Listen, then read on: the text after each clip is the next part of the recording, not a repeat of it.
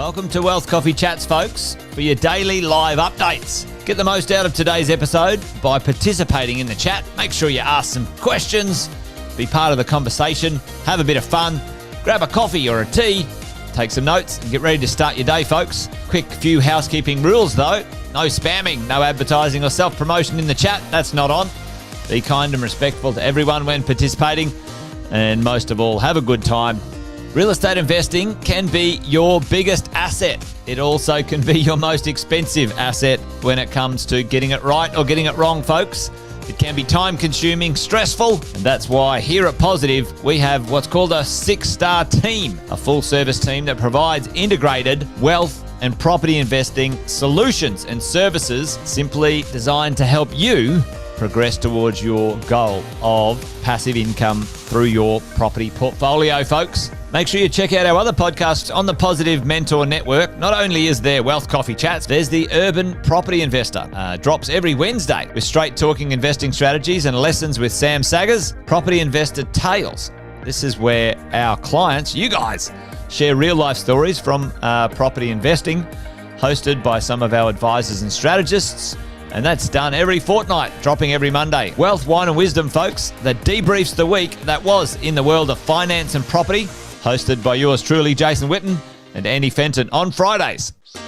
Hey, good morning, folks.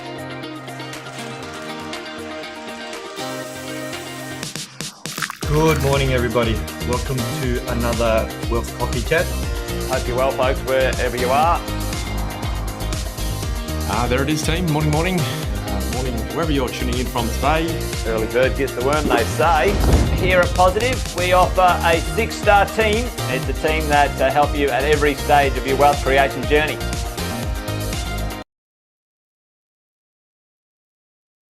General advice disclaimer. The information provided and made available through this podcast does not constitute financial advice. The information is of a general nature only and does not take into account your individual objectives, financial situation, or needs. It should not be used, relied upon, or treated as a substitute for specific professional advice. We recommend that you obtain your own independent professional advice before making any decision in relation to your particular requirements or circumstances. Positive Tax Solutions and its representatives do not warrant the accuracy, completeness, or currency of the information provided on and made available through this podcast.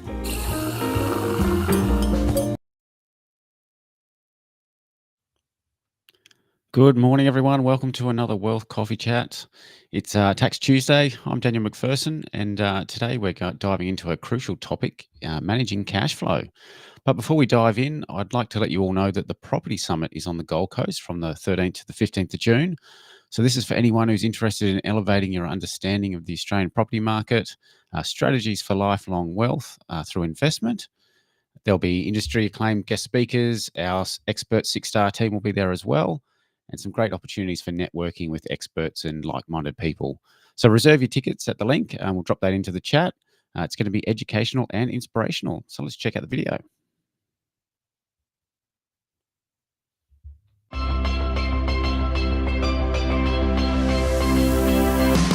All right, this is going to be fun. Who has played the property game before? Who has been in the game? Who's never played the property game before? Oh, you're in for a treat. Who likes Monopoly? Did anyone like Monopoly when they were a kid? Well, this is Monopoly in real life in this room. Every hour or so, you guys are going to be up and you're going to be running around the room like maniacs trying to play the property game and win the property game. Today, I wanted to share the lessons, the mistakes, and the wins. I want everybody to put up their hands who knows their interest rates on all their loans right now. If you haven't seen me around before, like 13 years in the industry, in property management specifically. Who likes paying tax? If you need help finding somewhere to donate, I'm sure I can find somewhere else where it can go. We've got an expression in that, let's go and make new mistakes in the world. Who wants to make new mistakes? These are just strategic moves that can make such a big difference. So obviously buy well, never sell. Definitely the majority of what everyone's looking to do is collect some A-grade assets, B-grade assets, whatever it might be. I loved the idea of being a property investor and developing that identity. Collectively, they have way more years experience in everything that you think you're trying to solve. Because they do it every single day.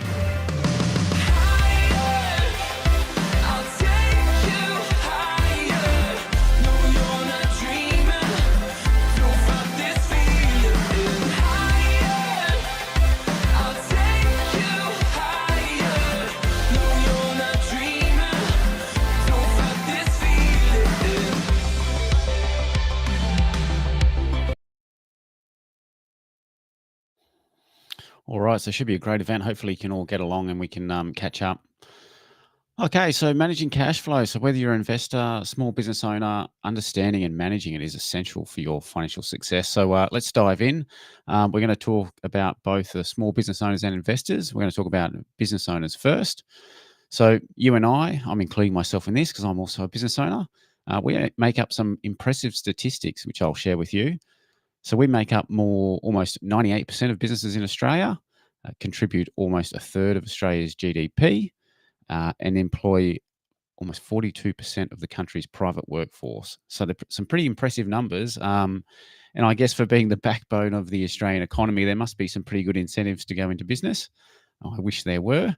Unfortunately, we're not seeing a lot come through at the moment from our policies coming through. But I guess on top of the significant regulation, legislation and taxation, it'd appear that both sides of politics are kind of doing all they can to drive small business to its knees. And combine this with significant increases in costs. Obviously, some sectors have been hit harder than others. And the result is for the year ending November last year, insolvencies were up 57%. Now, I work a lot with small business owners, and I've seen even profitable businesses fail because of one thing, and that's poor cash flow management. So let's first start with the basics. So what is cash flow? Simply put, it's the cash flow is the movement of money in and out of your business or investment portfolio. So positive cash flow means more money coming in than going out, while negative cash flow means the opposite. And managing cash flow effectively really ensures that you've got enough liquidity to cover your expenses, invest in opportunities that pop up, and then grow your wealth. So it seems pretty simple, right? I guess to use an analogy, cash is kind of the blood. If the cash stops flowing or you lose too much, the person dies. And it's the same for a business or investor. So important to keep in mind when it comes to cash also that $1 now is worth more than $1 in the future. And the reason for that is inflation. So logically, we want to receive our cash as soon as possible and delay and push out our payments for as far out as possible as well. Okay, so I'm going to go over some strategies to help with the managing the cash flow from not only a business perspective, but also from an investor perspective as well, particularly if you're a leveraged investor, because this can compound issues rather than someone who has no borrowings. So first up, we want to monitor and forecast our cash flow regularly. We can use accounting software to track your income and expenses in real time. Regularly reviewing and forecasting your cash flow statements will help you identify any trends or potential issues before they become significant problems. So consider setting up weekly or monthly reviews to sort of stay on top of the situation. And this proactive approach will help you make informed decisions and avoid any surprises down the road. So an example of this might be through your forecasting, you identify that you've got a shortfall for a period.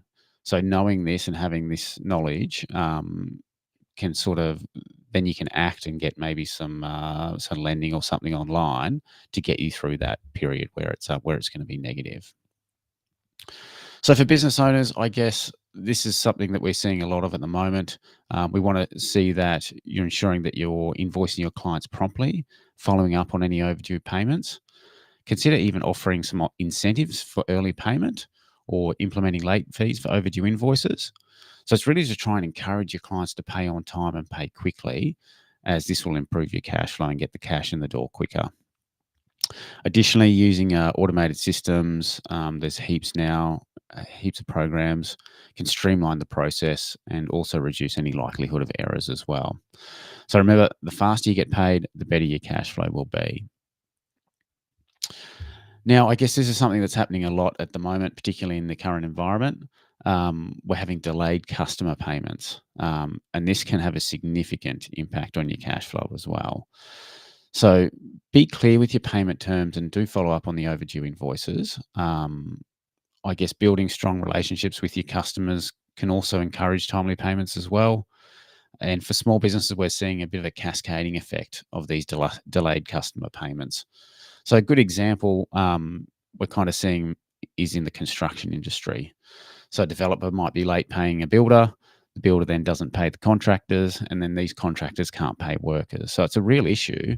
And the consideration of this is crucial, I guess, in managing your cash flow and looking for any unexpected things to pop up. And then we want to look at managing our expenses wisely. I know it seems obvious, but keeping your expenses under control by creating a budget, sticking to it, look for ways for reducing costs without compromising the quality of your product or service. For example, this might be negotiating better terms for your supplier or finding maybe a more cost-effective alternative. And regularly reviewing these expenses to sort of identify areas where you can cut costs and have some small savings. This will really add up over time.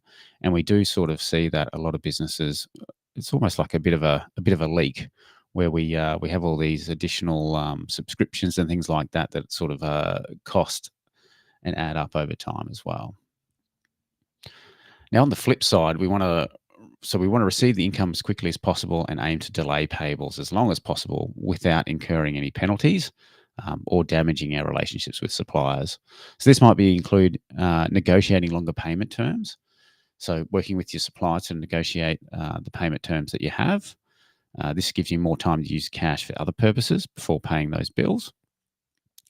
Taking advantage of any grace periods. So if your suppliers offer a grace period, use this to your advantage.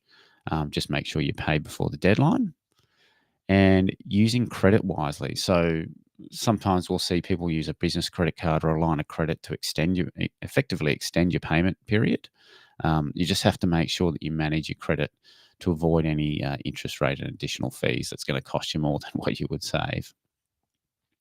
So while it's the goal to get money in quick and pay out slow, it is still essential to manage the approach, maintain good relationships with your customers and your suppliers, and keep the communication transparent. So you want to keep your lines of communication open with both customers and suppliers, because at the end of the day, transparency builds trust, and then you're actually going to get more favorable payment terms. Okay, the next thing we want to do is maintain a cash reserve. So having a cash reserve will help you get through some of these unexpected expenses or in periods of downturn.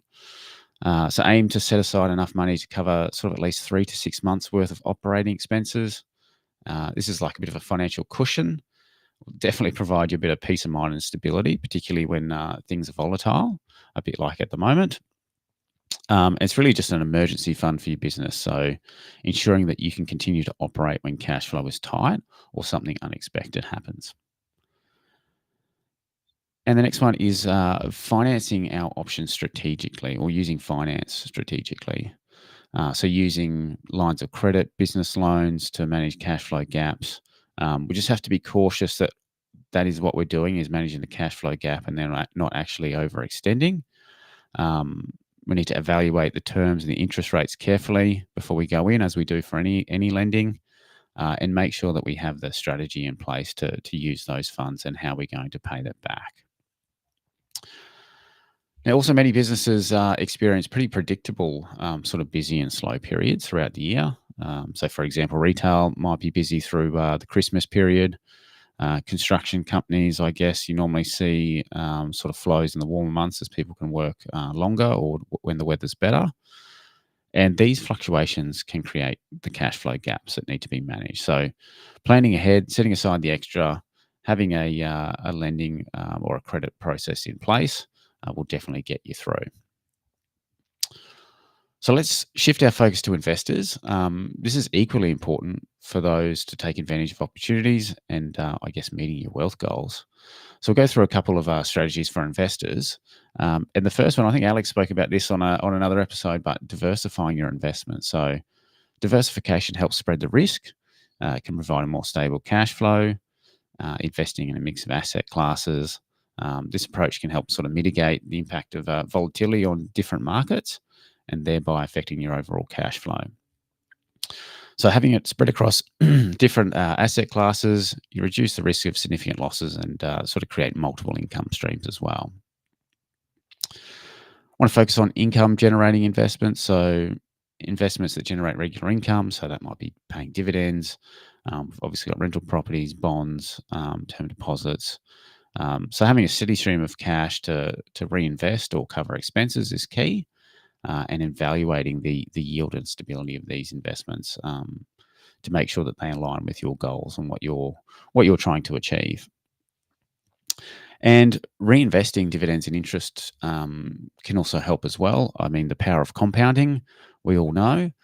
So this makes just taking advantage of the cash coming in to reinvest it, particularly for those investments that you don't need the cash out of straight away. So something to consider there.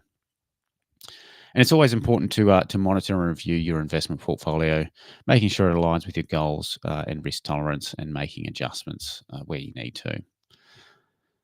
And then the final one is planning for taxes. So being mindful of the implications of your investments with tax.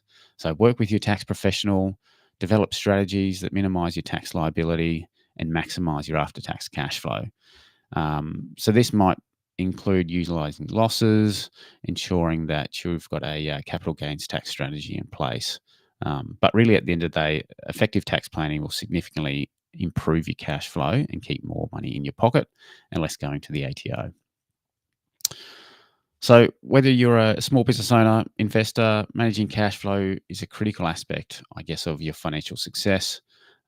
Monitor it regularly, manage expenses, and make strategic financial decisions can all help make sure you've got the liquidity to achieve your goals and get through the volatile times as well. So thanks everyone for another episode. Hopefully these tips on managing cash flow are helpful. If you do have any questions or topics that you'd like us to cover in future, please do feel to reach out. But thanks everyone and have a great day. Thanks for watching another episode of Wealth Coffee Chat, folks. Make sure you like, subscribe, and turn on your notifications so you never miss a thing when we go live. Improve your portfolio and investing game, folks, with Wealth Coffee Chats live every morning at 8:10 each weekday. Make sure you join us. Previous episodes are also available wherever you get your podcasts, folks, as well as our other podcasts from the 6 Star team here at positivementor.com.au.